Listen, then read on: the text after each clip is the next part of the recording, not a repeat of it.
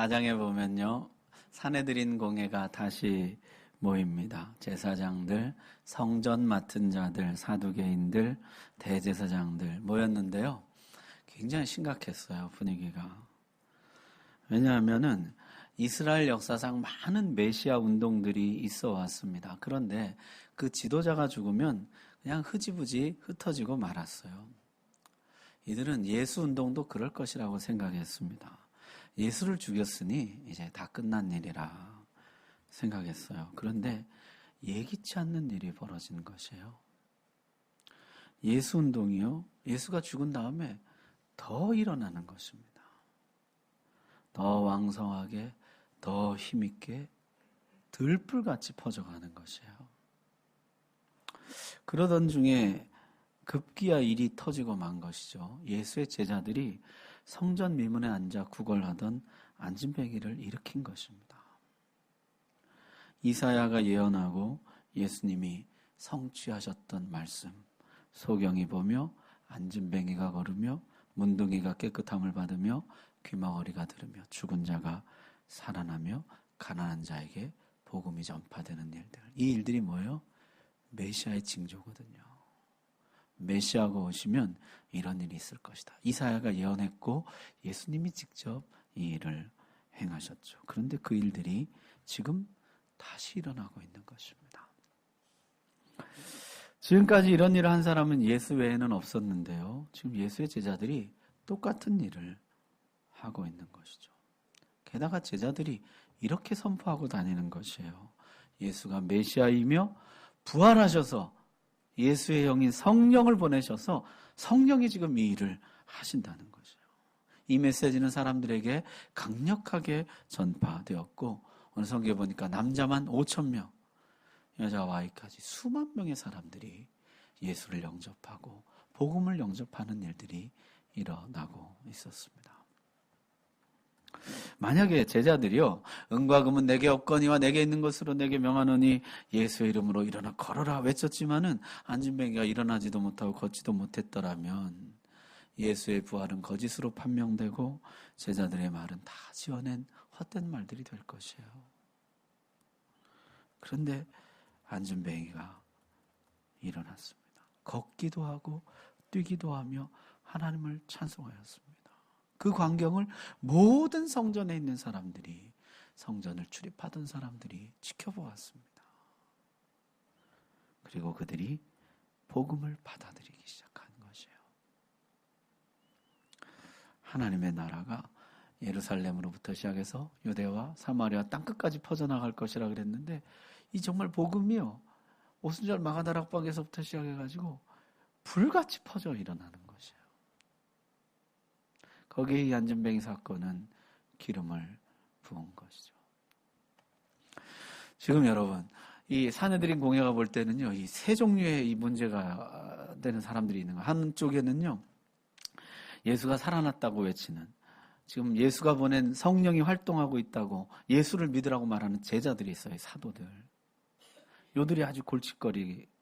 또 하나는 뭐냐면 그 옆에 예수의 부활과 일하심을 증명하는 안진뱅이가 그 옆에 서 있는 것이에요.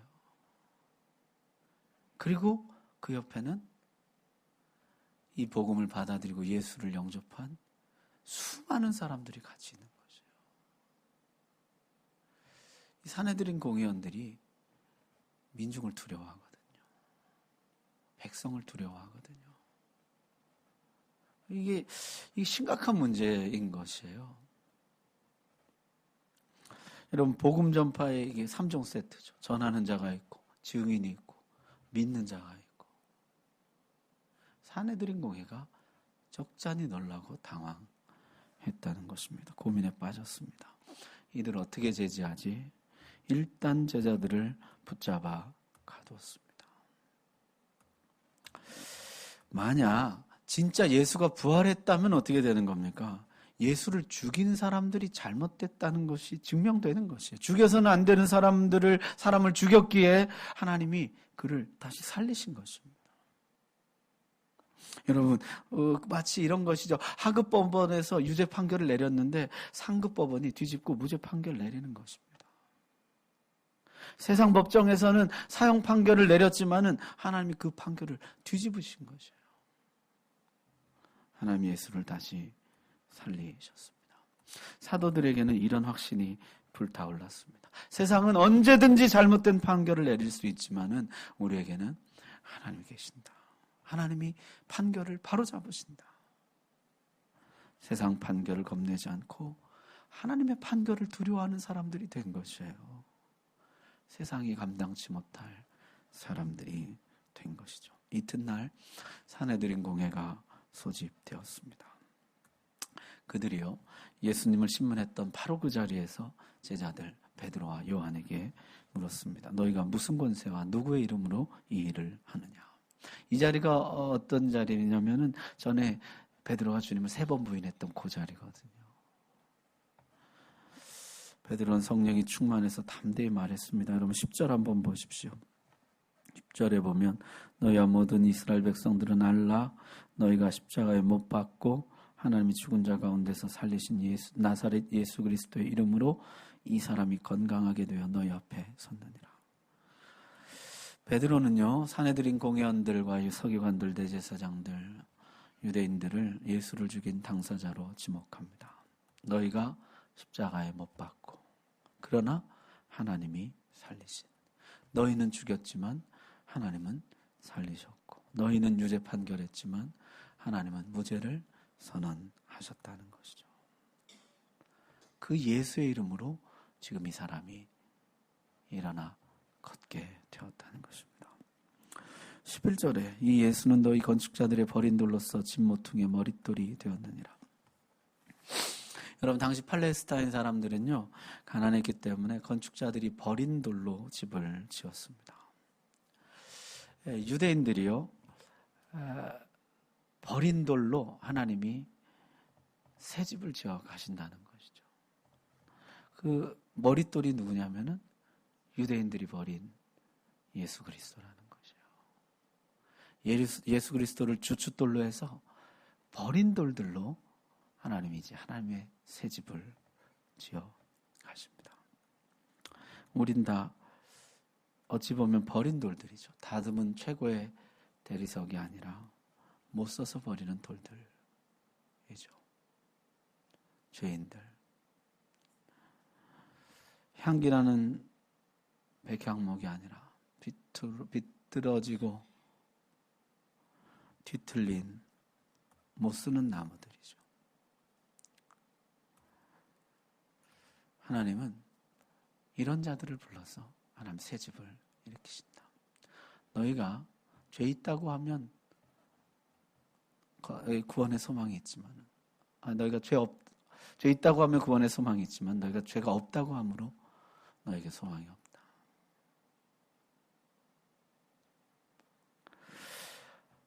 이 말을 하는 베드로 자신도 3번이나 주님을 부인했던 전적이 있는 버린 돌이고 못 쓰는 나무이죠. 하나님의 나라는 버린 돌들로 만들어지는 새로운 집이라.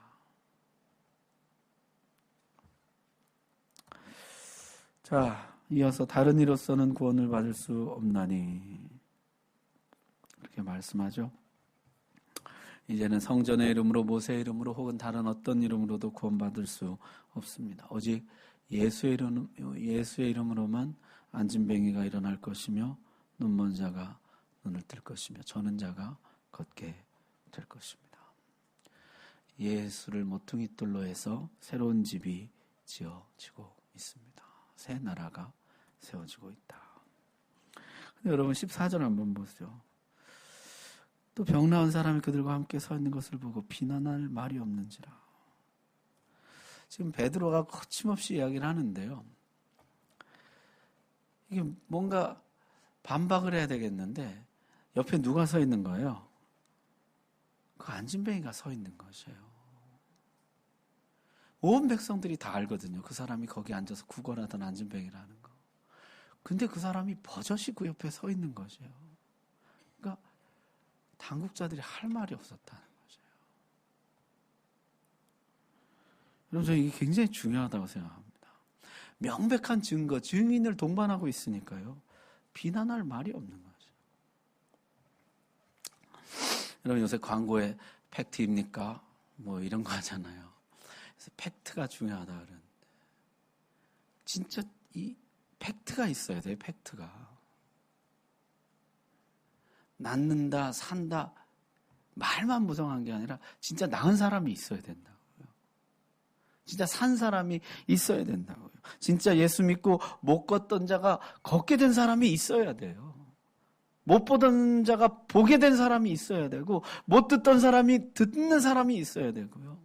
죽은 자가 살아난 자가 더러운 자가 깨끗하게 입을 그 자가 그 가운데 있어야 한다는 것이죠. 그 증인들이 있어야 그 증거가 그 전파가 힘이 있는 것입니다. 여러분 우리 교회에 이런 산 증인들이 가득하기를 바랍니다. 저분이 원래 참 세상에 눈이 가려서 잘 못 보던 분이거든요. 근데 지금은 저분이 바로 봅니다. 그 증거가 있어요. 저분이 원래 되게 더러운 분이거든요. 근데 지금은 정말 성결하고 거룩하게 삽니다. 그런 명백한 증거들, 증인들이 있어야 한다는 거죠. 당국자들이요 말문이 막혔습니다. 이 제자들이 갈릴리 촌뜨기들이고 어부들이거든요. 어디 랍비 학교를 다닌 것도 아니고 정통 성경 교육을 받은 것도 아니에요.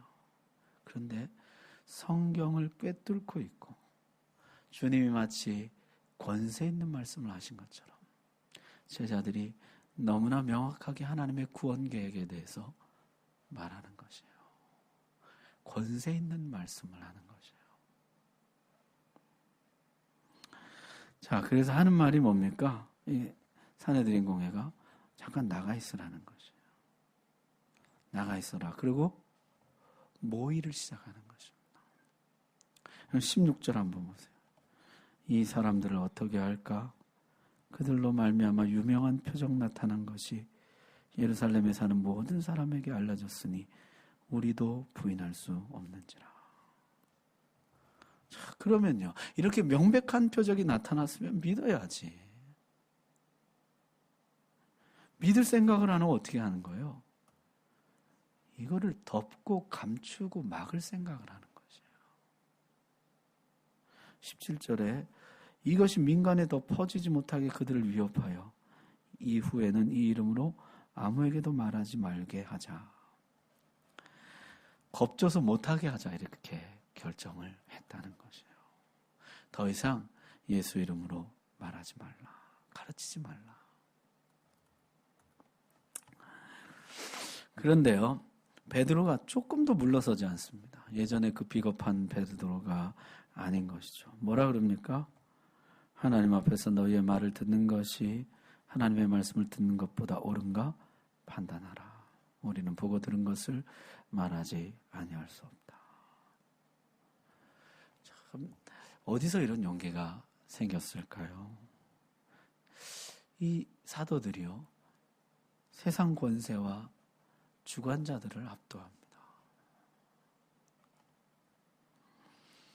너무도 담대한 태도에 당황한 사내들인 공회가요. 한 번 더 경고하고 위협하는 선에서 석방하는 수밖에 다른 수가 없었다는 것이죠. 이제 제자들은 세상 권세를 두려워하지 않는 부활의 증인들이 되었습니다. 여러분, 세상 권세라는 것이 할 수 있는 일이 뭡니까? 감옥에 가두거나 최대 처형하는 것이에요. 그런데 제자들이 전혀 두려워하지를 않는 것이에요. 감옥에 가둬도 감옥문이 열립니다. 베드로의 감옥문도 열리고 바울과 실라의 감옥문도 열립니다. 죽어도 또 살아나요. 도르가도 살아나고 유두고도 살아나요. 세상 권세가 무력화되는 것입니다. 어떤 것으로도 위협이 안 되고 회유가 안 되는 것이에요. 이게 제자들이 복음이 세상 권세를 이기는 방법입니다. 여러분, 성도가 세상을 이기는 방식이요. 정부를 전복하고 공권력을 어지럽히고 그런 것이 아니에요. 반대로 성도가 높은 자리에 올라간 그런 방식도 아닙니다. 여러분, 초대교회 성도들이요, 노예 제도라는 악습을 무력화시키는 방식을 한번 보십시오. 노예 제도 폐지하라고 데모해서 되는 일이 아니고요. 어떻게 합니까? 노예를 형제같이 사랑합니다. 노예 제도는 존재하지만 교회 안에서는 노예가 아니에요. 이미 교회 안에서 노예 제도는 폐지되고 없어요. 서로 형제예요. 이미 하나님 나라 안에서는 노예 해방이 이루어진 것이죠. 사내들인 공회원들은요, 이 사람들은요, 사람을 조정하는데 달인이 아주 능숙한 사람들이에요. 이들 앞에서 조정되지 않는 사람은 없었습니다. 투옥하고 처형하고 회유하고 마음대로 사람들을 조정해 왔어요. 그런데 조정할 수 없는 사람들이 나타나기 시작한 것이에요. 투옥도 안 되고 처형도 안 되고 회유도 안 통하는 전혀 다른 권세에 복종하는 사람들이 나타나게 된 것입니다. 이게 복음이 세상 권세를 정복해 가는 방식이에요. 세상 권세가 안 통하는 사람들인 것이죠. 여러분, 우리가 마귀 권세를 이긴다는 것은요, 마귀 권세 물러가라 이래서 될 일이 아니에요. 마귀 권세가 통하지 않는 사람이 되는 것이에요. 마귀가 사람들을 조종하고 회유하고 협박하고 이 전문이거든요. 마음대로 사람을 조종하거든요. 근데 그게 안 되는 사람들이 나타나는 것이에요. 다른 권세에 복종하기 때문에 세상 정사와 권세가 어쩔 수 없는 그런 사람이 되는 것입니다. 안진뱅이 사건이 옛 성전이 무너지고 새 성전이 등장한 사건이었다면은 이 사도들이 항명한 것은요, 세상 권세가 무력화되고 새 권세가 힘을 얻는 사건이었죠. 세상 권세는 더 이상 예수 이름으로 말하지 말라 했지만 사도들은 불복했습니다. 항명의 이유는 분명했죠. 우리가 사람의 명령을 들어야 되겠느냐, 하나님의 명령을 들어야 되겠느냐. 우리는 하나님께 복종한다. 사도들은 풀려나자마자 동료들에게 가서 이 모든 일을 이야기했죠. 사도들의 보고를 받은 제자 공동체는 합심으로 기도하기 시작했습니다. 그 기도문이 오늘 성경에 실려 있는데요. 24절부터 보십시오. 그들이 듣고 한 마음으로 하나님께 소리를 높여 이르되 대주제여 천지와 바다와 그 가운데 만물을 지으신 이시오. 기도를 이렇게 시작했습니다. 대주제여, 온 우주 만물의 주인이신 하나님, 인류의 주인이시고 역사의 주인이시고 우주의 주인이신 하나님, 모든 것을 그 뜻대로 다스리시고 운행하신 하나님. 그렇게 기도를 시작하고 시편 2편을 인용합니다. 어찌하여 열방이 분노하며 족속들이 허사를 경영하는고 세상의 군왕들이 나서며 관리들이 함께 모여 주와 그의 그리스도를 대적하도다. 하늘에 계신 자가 웃으시며 주께서 저희를 비웃으시리로다. 진짜 권세자이신 대주제 앞에서 세상 권세, 보잘것없는 세상 권세가 까불고 있다는 것입니다. 하나님이 비웃으신다는 것이에요. 저들의 모든 계획과 모략들은 오히려 하나님을 위한 결과가 됩니다. 지금도 하나님의 일을 막아보겠다고 모여서 모의를 하지만은 위협을 하고 협박을 하고, 그렇지만 오히려 저것이 하나님의 일을 촉진하는 결과를 가져온다는 것이에요. 하나님의 대리자인 다윗 왕에게 저항한 열방들을 흩으셨던 하나님이 이제 다윗의 후손인 예수 그리스도의 다스림에 저항하는 세상 권세들을 멸하여 달라. 그렇게 기도합니다. 세상 권세가 하나님의 통치 아래 있다는 것이죠. 그래서 사도들은 조금도 물러날 수 없다는 것이죠. 우리는 조금도 물러날 수 없습니다. 29절 보십시오. 주여 이제도 그들의 위협함을 굽어보시옵고 또 종들로 하여금 담대히 하나님의 말씀을 전하게 하여 주시오며 손을 내밀어 병을 낫게 하옵시고 표적과 기사가 거룩한 종 예수의 이름으로 이루어지게 하옵소서. 예수 그리스도의 왕권이 점점 더 드러나게 해주시고 세상 권세를 점점 압도하게 해주시고 하늘의 권세가 예수 그리스도의 권세가 이 땅 가운데 충만하게 드러나게 주옵소서. 그렇게 기도했다는 것이요. 여러분 혹시 이런 기도 한번 드려보신 적 있으세요? 하나님, 마귀 권세가 점점 위축되고 쪼그라들고 하나님의 권세가 점점 충만하게 나타나도록 하나님 그렇게 역사해 주옵소서. 그런 일에 나를 사용해 주옵소서. 우리를 사용해 주옵소서.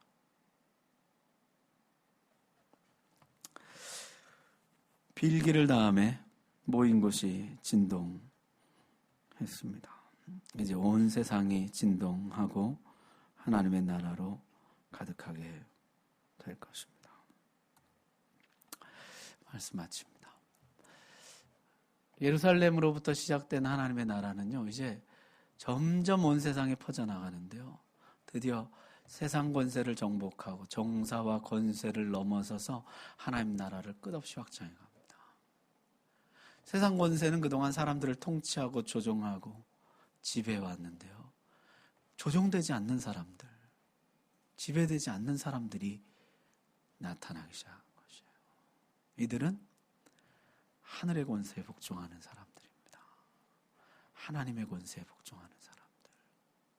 그들을 통해서 하늘의 권세가 이 땅에 충만하게 되어가는 것이죠. 주님, 우리를 그렇게 사용하여 주옵소서. 우리를 통해서 하늘의 권세가 주 예수 그리스도의 왕권이 이 땅 가운데 점점 확장되게 해주시고 하나님 나라가 충만케 하여 주옵소서. 우리 다 같이 기도하겠습니다.